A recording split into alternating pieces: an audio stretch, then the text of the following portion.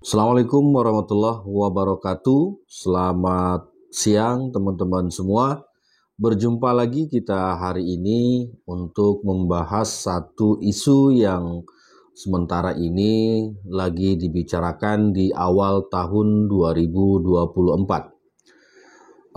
Beberapa hari ini di media itu disebutkan bahwa Bapak Presiden Jokowi itu sudah menyetujui untuk melakukan ekspor beras sebanyak 1 juta ton. Nah, itu 1 juta ton dari India kalau tidak salah dan 2 juta ton dari Thailand. Nah, itu kurang lebih 3 juta. Apakah 2 juta dari India, 1 juta dari Thailand atau sebaliknya. Namun dengan adanya informasi ini kita dari kalangan praktisi pertanian itu terkejut karena kenapa dalam awal tahun ini sudah ada isu untuk melakukan impor beras sementara di Indonesia sendiri baru melakukan penanaman. Teman-teman sekalian, cuman kita harus lebih selektif dalam menanggapi berita ini karena tentu pemerintah melakukan impor itu karena ada alasannya. Jadi pemerintah atau presiden dengan menteri perdagangan melakukan impor itu karena ada alasannya. Cadangan beras pemerintah itu stoknya kurang. Sehingga untuk mengamankan stok pangan ini, stok beras ini, maka pemerintah harus melakukan impor beras. Yang perlu digarisbawahi, siapa sebenarnya yang salah ketika Indonesia ini terus mengimpor beras dari negara lain. Ini yang harus kita cermati, ini yang harus kita bahas. Karena tahun demi tahun Indonesia belum mampu keluar dari impor beras ini. Nah, di lain sisi Indonesia sudah menggelontorkan dana bertriliun-triliun khususnya untuk tanaman padi ini, baik dari bantuan pupuk subsidinya, bantuan benihnya, bantuan alsintan dan lain-lain. Ini tidak kurang-kurang bantuan pemerintah, tidak kurang-kurang subsidi pemerintah yang sudah diberikan kepada petani kita di Indonesia. Namun, dari bantuan-bantuan yang setiap tahun dikeluarkan oleh pemerintah itu belum mampu mengangkat hasil produksi pertanian di Indonesia, terutama padi, sehingga Indonesia keluar dari kebiasaan untuk mengimpor beras. Nah, bagi kami sebenarnya yang paling bertanggung jawab akan hal ini bukan pemerintah. Jadi bukan pemerintah karena pemerintah itu sudah melakukan tugasnya. Sudah memberikan bantuan, sudah memberikan pendampingan, sudah memberikan pelatihan, sudah menambah lahan. Nah, yang paling bertanggung jawab menurut kami itu adalah para akademisi, para praktisi. Kenapa? Karena mereka-mereka ini yang mempunyai pengetahuan secara teknis di lapangan. Mereka-mereka inilah yang paling mengerti, misalnya padi akan dinaikkan produktivitasnya, harus diapakan, harus dengan metode apa, sehingga petani kita ini terayomi, petani kita ini terdidik, ilmunya sampai.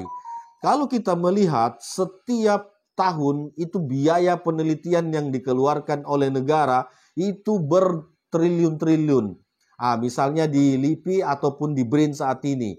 Nah, kalau kita mau mengoreksi ilmu-ilmu yang diteliti oleh para profesor-profesor itu, oleh para akademisi-akademisi itu, apakah berefek pada meningkatnya hasil produksi padi kita di Indonesia? Nah, ini saran kami untuk Bapak Presiden Republik Indonesia nantinya ke depan ini.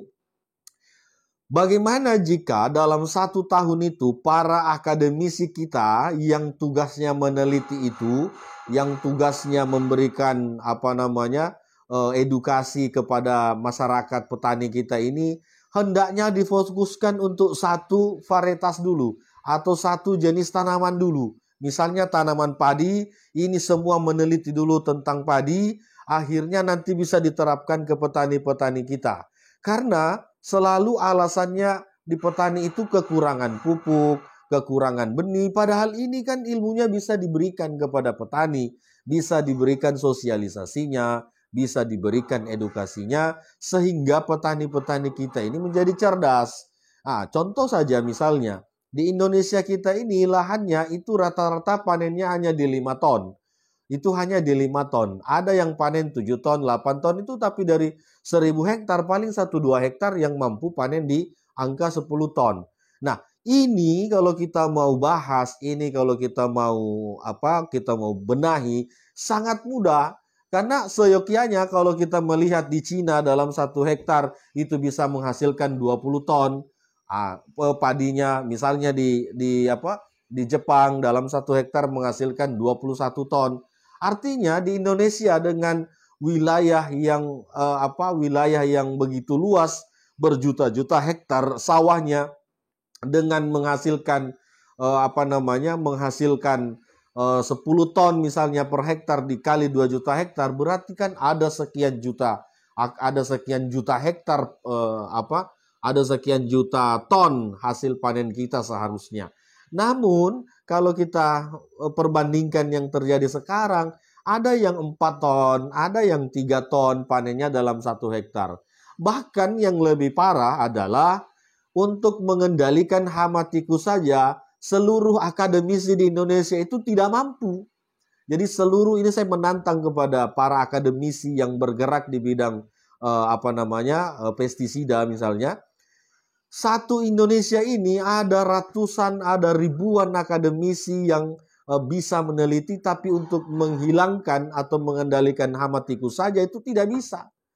Seperti kita lihat di Jawa Barat, serangan yang terus terjadi pada tikus yang merusak tanaman padi teman-teman petani kita di sana, itu tidak mampu dikendalikan.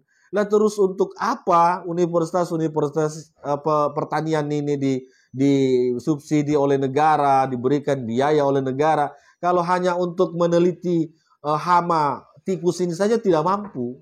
Nah, profesor-profesor, doktor-doktor ini yang tugasnya memang meneliti untuk berbuat untuk Indonesia mengendalikan hama tikusnya aja bagaimana? Nah, itu baru satu jenis hama. Belum hama werengnya, belum burung pipitnya. Nah, kalau ini kita bersama-sama, ini kita serempak, masing-masing bertanggung jawab, masing-masing punya jiwa kebangsaannya untuk mensukseskan pertanian padi di Indonesia, pasti kita bisa surplus beras. Jadi pasti kita bisa surplus beras. Kenapa? Karena kita punya lahannya, kita punya petaninya, kita punya pupuknya, kita punya benihnya. Tinggal kualitas yang harus kita naikkan, sehingga begitu nanti kita panen bisa sesuai dengan keinginan yang kita harapkan. Saya kira begitu teman-teman ulasan kita hari ini. Jadi jangan pernah salahkan pemerintah kalau pemerintah mengimpor beras. Itu memang sudah menjadi tanggung jawab pemerintah untuk menyediakan stok cadangan pangan beras kita, sehingga kita tidak kekurangan atau tidak terjadi harga yang lebih mahal.